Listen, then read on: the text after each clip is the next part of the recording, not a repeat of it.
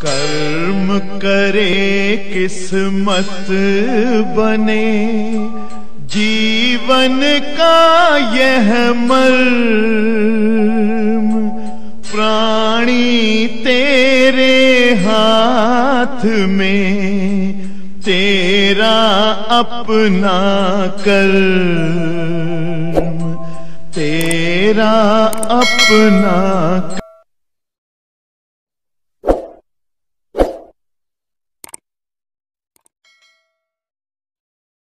Dear students, हम लोग पढ़ रहे हैं नया चैप्टर बल न्यूटन के गतिशील नियम। इंग्लिश में भी पढ़ाता चलता हूँ, force Newton's laws of motion, यही चैप्टर चल रहा था। और हम लोगों ने इस चैप्टर में कल पूरे डिटेल में जान लिया कि वास्तव में फोर्स क्या है, बल के बारे में विधिवत समझा था हम लोगों ने। आज एक टॉपिक आपको एक्सप्लेन करना चाहता हूँ, सभी लोग यहाँ ध्यान से देखिए। संवेग, दो छोटे छोटे हेडिंग्स हैं जो फार्मूले से डेफिनेशन इनकी बन जाएगी। संवेग को अंग्रेजी में बोलते हैं मोमेंटम। एक लेसन पढ़ाऊंगा बेटा, वर्क पावर एनर्जी, कार्य सामर्थ्य ऊर्जा। उस लेसन में इसके बारे में थोड़ा सा और डिटेल में पढ़ना है और डिटेल में जानना है। मोमेंटम, संवेग, इसको पी से व्यक्त करते हैं। सबसे पहली चीज है कि किससे व्यक्त करते हैं बेटा? पी से। और यह सदिश राशि है, वेक्टर क्वांटिटी है। और इसकी डेफिनेशन बनाना हो तो इसका सूत्र जानते रहो, P बराबर m इंटू बी। तब डेफिनेशन अपने आप बना लोगे, मतलब संवेग जो है m और वेग का गुणनफल है। तो डेफिनेशन बन गई कि नहीं? बस इतना ही पढ़ना है। एक बार फिर से सुन लीजिए। किसी वस्तु के द्रव्यमान और उसमें उत्पन्न वेग का गुणनफल संवेग कहलाता है। यह एक सदिश राशि है, इसे P से व्यक्त किया जाता है। अंग्रेजी में अगर बात करें तो क्या कहेंगे? Momentum is a vector quantity, it is denoted by vector P, it is the product of mass and velocity. That's it. तो डेफिनेशन बना सकते हो ना। आप लोगों को हमने बताया है कि जो इंग्लिश के स्टूडेंट्स हो, जैसे मैं समझाते समय इंग्लिश में बोल देता हूं, तो अगर आप इंग्लिश में लिखना पाया करो तो घर पे वीडियो पॉज करके वीडियो से जो है लैंग्वेज निकाल लिया करिए, ठीक है? इतना थोड़ा सा वर्क कर लिया करिए। टाइम का रिक्वायर्ड है, समय का अभाव है, इसलिए हम सब इकट्ठा कर दिए वैसे। तो यहां देखिए जरा, किसी वस्तु के द्रव्यमान और वेग का गुणनफल संवेग कहलाता है। डेफिनेशन में कोई प्रॉब्लम? कैसे बोलोगे? Product of mass and velocity is called momentum, denoted by P, it is a vector quantity.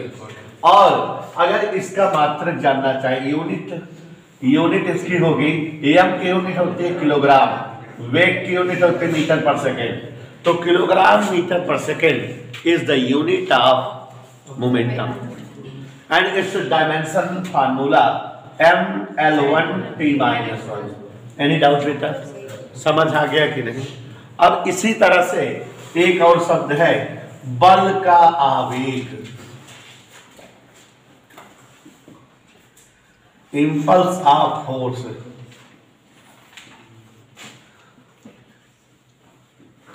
Impulse of, जैसे आप लोगों को डेफिनेशन लिखाया करें, अगर इंग्लिश ना बोला करें तो आप जगह छोड़े रहा करो। जब समझाते हैं तो अंग्रेजी बता ही देते हैं, तो उस समय उतार लिया करो। इंपल्स ऑफ फोर्स, तो सही तो बल के आवेग का निरूपण नहीं होता किसी भी लेटर से। जैसे इसको P से व्यक्त करते हैं, इसका कोई सिग्निफिकेशन नहीं है। लेकिन हम लोग जो है I को समझ सकते हैं। क्या समझ सकते हैं? I। तो बल का आवेग I का फार्मूला होता है F इंटू डेल्टा T। अब डेफिनेशन निकाल सकते हो, फार्मूले से डेफिनेशन निकाल सकते हो कि नहीं?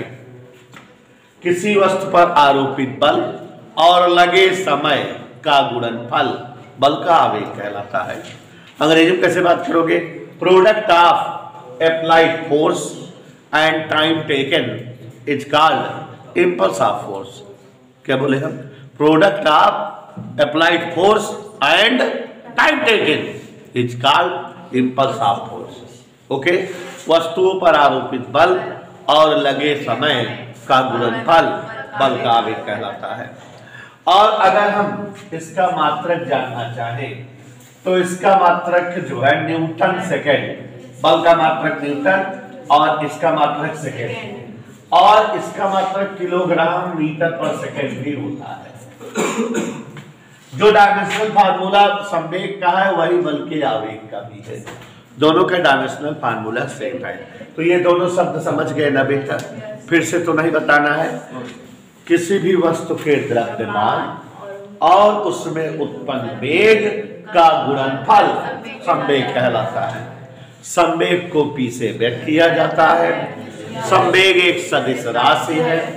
अगर किसी वस्तु का द्रव्यमान m हो और उसका वेग v हो तो संवेग P बराबर m इंटू v।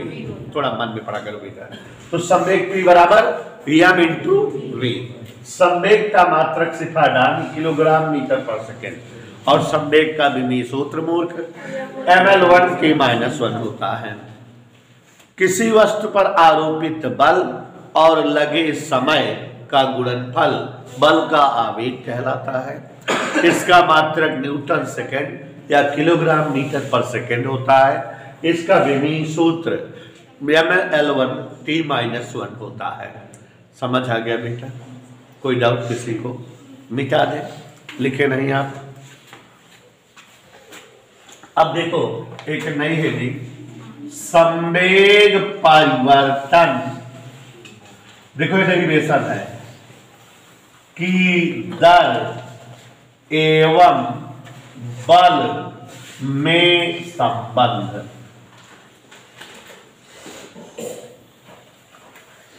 संवेग परिवर्तन की दर एवं बल में, अंग्रेजी में बात करें तो relation in between rate of change of momentum and force. दिखाई दे रहा है अनुष्ठान?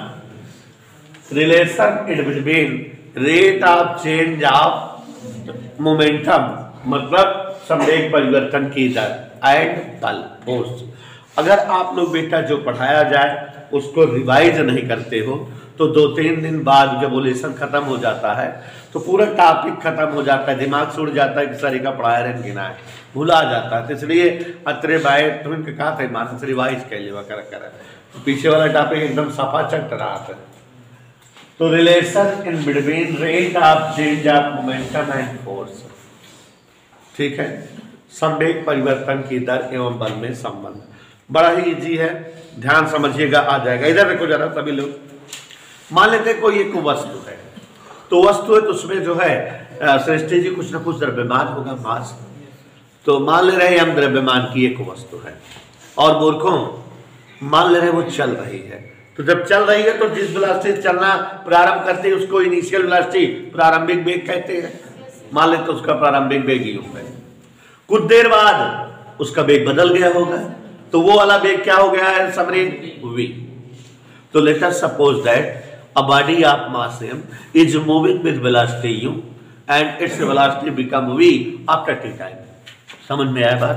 पांच करके देखना। माना ध्यान से देखो सभी लोग, यम द्रव्यमान की वस्तु, यम द्रव्यमान की एक वस्तु, कोई वस्तु है, तो जब वस्तु है बेटा तो उसमें कुछ ना कुछ द्रव्यमान होगा पक्का। तो सीधा जी यम द्रव्यमान की एक वस्तु है, चल रही है मूर्ख, तो चल रही कुछ ना कुछ वेग होगा ना। यम द्रव्यमान की एक वस्तु प्रारंभिक वेग यू से गतिमान है। कितने वेग से चल रही है मूर्ख? ए पार्टिकल या a body of mass m is moving with velocity you वेग से चल रही है, कुछ समय बाद इसका वेग बदल जाएगा, t समय बाद वस्तु का वेग v है। प्रारंभ में वेग कितना है, बाद में वेग, जब यहाँ वेग है तो यहाँ संवेग भी रहा होगा, तो इसलिए प्रारंभिक संवेग, प्रारंभिक माने इनिशियल मोमेंटम, प्रारंभिक संवेग क्या होगा बेटा, P1 बराबर m इंटू, देखो संवेग का सूत्र होता है द्रव्यमान गुणे वेग, द्रव्यमान m है लेकिन शुरुआत का वेग u है, तो m इंटू यू होगा ना। अंतिम संवेग माने जो बाद वाला संवेग है, P2 बराबर m इंटू, कोई दिक्कत? अगर इस संवेग से इस संवेग को घटा दे तो संवेग परिवर्तन नहीं आ जाएगा। देखो संवेग में परिवर्तन माने change of momentum, delta P बराबर P2 माइनस, एनी डाउट बेटा? संवेग परिवर्तन डेल्टा P बराबर बाद वाले में से पहले वाला घटा दिए, है ना?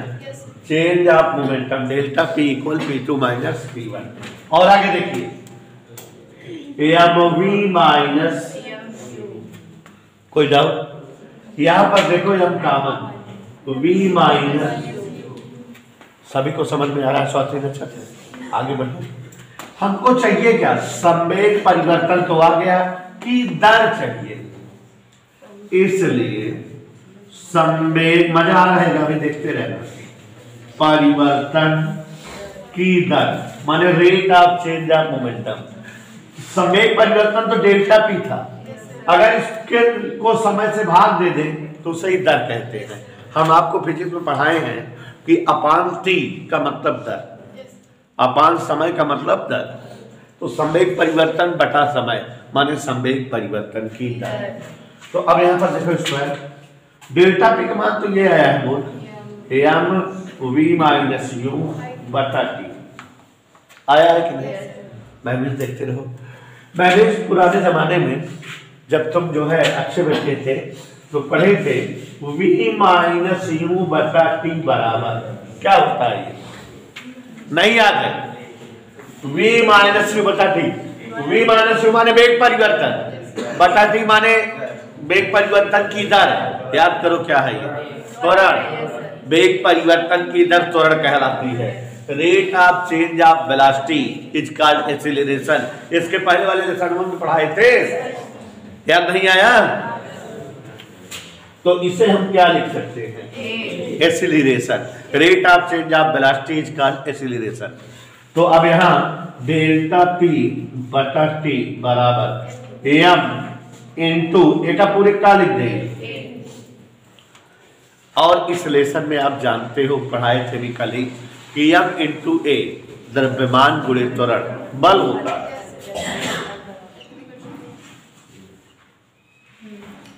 कोई डाउट? तो क्या साबित हो गया? साबित हो गया कि संवेग परिवर्तन की दर बल के बराबर होती है। ये रिलेशन आ गया संवेग परिवर्तन की दर और बल में। तो संवेग परिवर्तन की दर वस्तु पर आरोपित बल के, कठिन तो नहीं है, ठीक है। संवेग परिवर्तन एवं बल के आवेग में संबंध।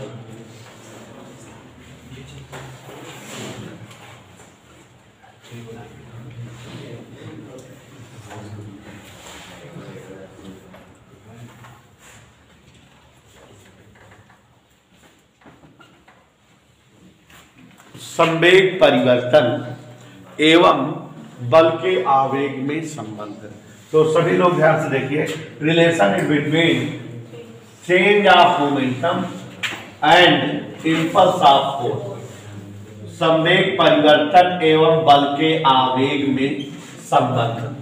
तो यहां ध्यान से देखिए जरा और समझने का प्रयास करिए। मान ले रहे हैं कोई एक द्रव्यमान की क्या है बेटा वस्तु, किस वेग से चल रही है? u वेग से। तो जब m द्रव्यमान की वस्तु u वेग से चल रही है और t समय बाद उसका वेग v हो गया, तो प्रारंभिक संवेग उसका p1 बराबर क्या होगा? m into u। अंतिम संवेग p2 बराबर क्या होगा? m into v। तो संवेग परिवर्तन क्या आ जाएगा? संवेग परिवर्तन अपने आप बताओ क्या आ जाएगा? mv माइनस mu आ जाएगा। किसी कोई दिक्कत? यही से ध्यान दीजिए, डेल्टा पी बराबर यम कॉमन है v माइनस यू, इतना आया बेटा।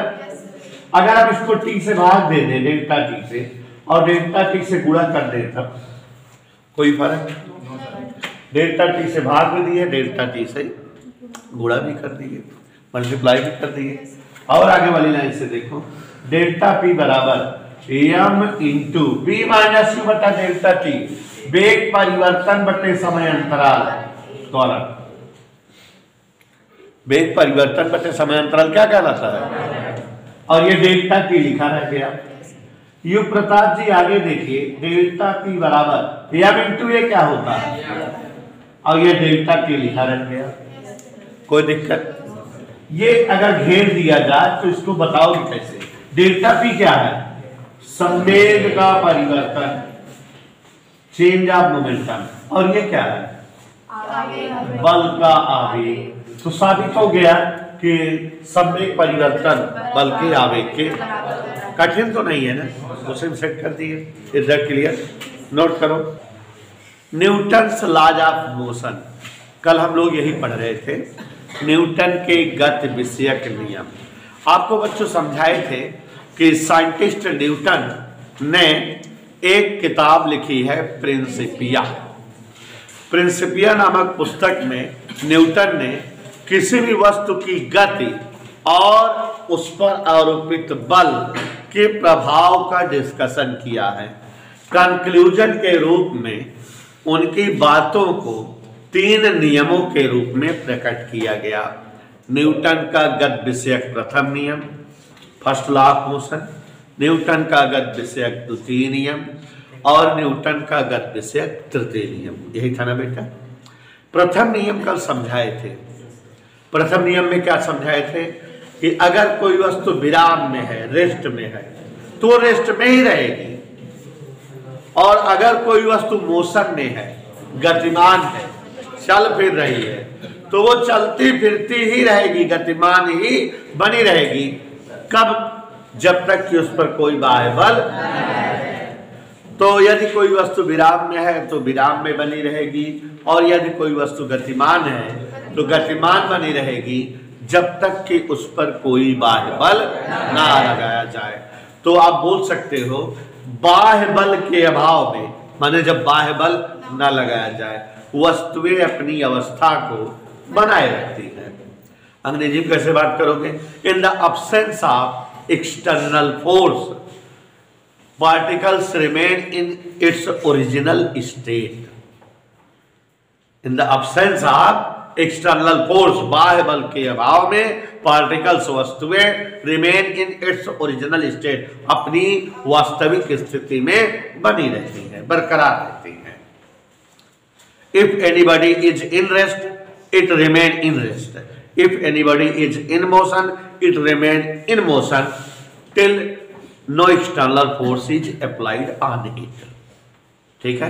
यदि कोई वस्तु विराम में है तो विराम में रहेगी, गतिमान है तो गतिमान रहेगी, जब तक कि उस पर कोई बाह्य बल न लगाया जाए।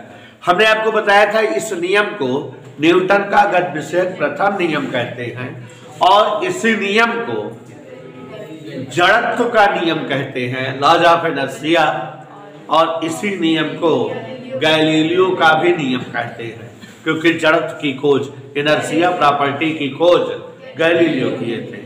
तो first law of motion is also called laws of inertia और फर्स्ट और लॉज ऑफ गैलीलियो। तो न्यूटन के गति विषयक पहले नियम को जड़त्व का नियम भी कहा जाता है और गैलीलियो का नियम भी कहा जाता है। दूसरा नियम न्यूटन का गति विषयक द्वितीय नियम। द्वितीय नियम बहुत ही सरल है और अभी अभी हमने सिद्ध कराया था, वही है। मतलब कोई भी वस्तु अगर है तो हम जानते हैं विराम में है तो किसमें रहेगी वो? विराम में। और गतिमान है तो अवस्था परिवर्तन के लिए क्या चाहिए? बाह्य। और ये जो बल होता है वो संवेग परिवर्तन की दर के बराबर होता है, अभी सिद्ध किए थे। तो यही दूसरा नियम है, किसी वस्तु पर आरोपित बाह्य बल या अवस्था परिवर्तन हेतु आवश्यक बाह्य बल संवेग परिवर्तन की दर के बराबर होता है। इसे ही दूसरा नियम कहते हैं। अभी भी जो सिद्ध हुआ था वही क्या है, दूसरा नियम। तो क्या बोलोगे, वस्तुओं की अवस्था परिवर्तन हेतु आवश्यक बाह्य बल संवेग परिवर्तन की दर के, अंग्रेजी में कैसे बोलोगे, total external force for the change of state, total external force for the change of state is always equal to the rate of change of momentum. तो बाह्य बल हमेशा जो है संवेग परिवर्तन की दर के समान होता है। यह न्यूटन का गति विषयक द्वितीय नियम है। अब न्यूटन का गति विषयक तृतीय नियम क्या है? तो न्यूटन का गति विषयक तृतीय नियम क्या है, ध्यान से सुनिए। हमने आपको बताया था तृतीय नियम को एक्शन रिएक्शन लॉ, क्रिया प्रतिक्रिया नियम भी कहते हैं, और संवेग संरक्षण नियम, कंजर्वेशन लॉ ऑफ मोमेंटम भी कहा जाता है। जैसे अगर हम किसी वस्तु पर बल लगाते हैं, क्रिया करते हैं, तो हमारे हाथ को भी दर्द होता है। तो जितना हमने बल दीवार पर लगाया, दीवार ने उतना ही बल हमें रिप्लाई कर दिया, रिवर्स कर दिया। तो प्रत्येक क्रिया के बराबर किंतु विपरीत प्रतिक्रिया होती है। जितना आप किसी वस्तु पर क्रिया करते हो, वस्तु भी उतना ही आप पर प्रतिक्रिया करती है। इसे जो है न्यूटन का थर्ड लॉ ऑफ मोशन या क्रिया प्रतिक्रिया नियम या संवेग संरक्षण का नियम कहते हैं। एक बार फिर सुन लो, प्रत्येक क्रिया के विपरीत प्रतिक्रिया होती है, प्रत्येक क्रिया के बराबर किंतु विपरीत प्रतिक्रिया होती है। इस नियम को न्यूटन का गति विषयक तृतीय नियम या क्रिया प्रतिक्रिया का नियम या संवेग संरक्षण का नियम कहते हैं। अंग्रेजी कैसे कहोगे, every action has equal and opposite reaction. क्या बोले हम, every action has equal and opposite reaction. It is called third law of motion, also it is called action reaction law, also it is called conservation law of momentum. तो Newton का गति विषयक तृतीय नियम दो नामों से जाना जाता है। अब बच्चों इतना हमने लिखाया हुआ, इतना पूरा समझा दिया है। Next lesson next topic.